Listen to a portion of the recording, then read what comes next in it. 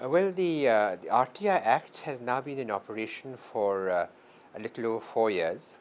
It is in fact in its fifth year of operation.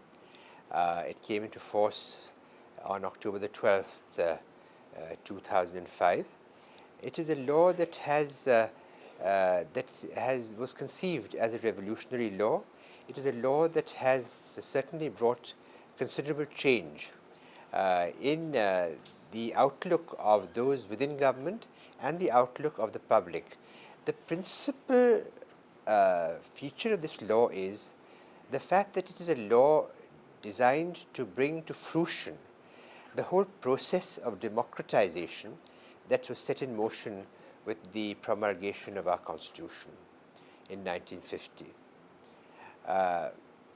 The democracy itself is an evolving process, but true democracy, as the word implies, means governance by the people. Governance by the people thus far has been thought to be characterized only by the people exercising their right of franchise and voting and getting a government of their choice, which earlier was sort of, I would put it today, as a rudimentary kind of perception of democracy. Because we have seen, and we've seen repeatedly, that there have been states where you've had regular elections, but have been anything but democracies. To be a true democracy, a democracy has to have various institutions functioning in support of the people and which are transparent and accountable to the people.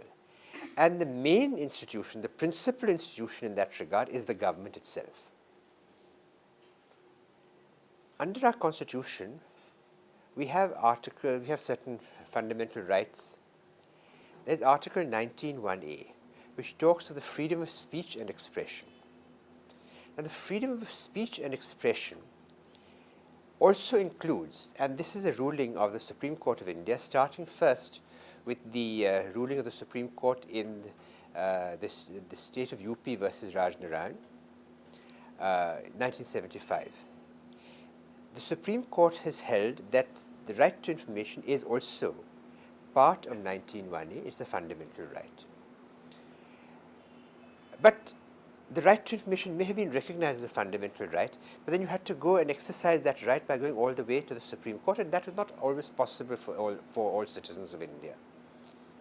So now you've come up with this law which actually makes it possible for people to participate in obtaining information. Now, why do I say that this is a fruition of our whole process of democratization?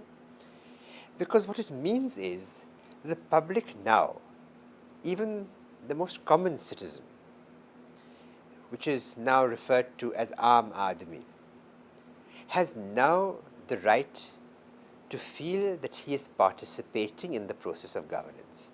He can ask government about policies. He can ask government why the government has determined certain policy questions which were earlier confined to being only within Parliament. And then he may make suggestions to government as to how the policy can be improved or how he feels that the policy is defective, if you know what went into the policy. So these are various components. The whole act, the whole law is designed to encourage people's participation in governance, and when the Prime Minister actually presented this bill in Parliament in June 2005, he actually said so, that this is a way to bring public participation in governance. But whereas the present government has brought this about, this whole process has been an evolutionary process which finally culminated in this law. And that was a process towards democratization. The initiation of this process really was that in these major poverty alleviation programs which the government has had, it was seen that they were not really having the same effect, that the investments were not commensurate with the returns.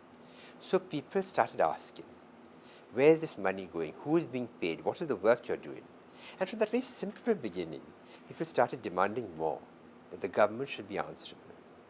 And this became more important in a country like India, because India is a developing country. You've had similar laws in advanced countries like the US, UK, and so on. UK, of course, only now, but other countries, European countries, Denmark, the Netherlands, and so on. you had this kind of law, but these were Western democracies, very well advanced democracies, with a tradition of hundreds of years of democratic governance. But here you did not have this. You had, in fact, a colonial, imperial government till only very recently. And the structure of governance has remained the same, without any major difference, except that it has become more accountable. But accountable to whom? Accountable to those within government, not accountable to the public. Now, from top to bottom, from the President of India down to the Patwari, everyone is accountable. That makes it, therefore, the hallmark of democracy. And in my view, now, if a country has to be tested as to whether it is a democracy or not, the major test is whether it has a right to information.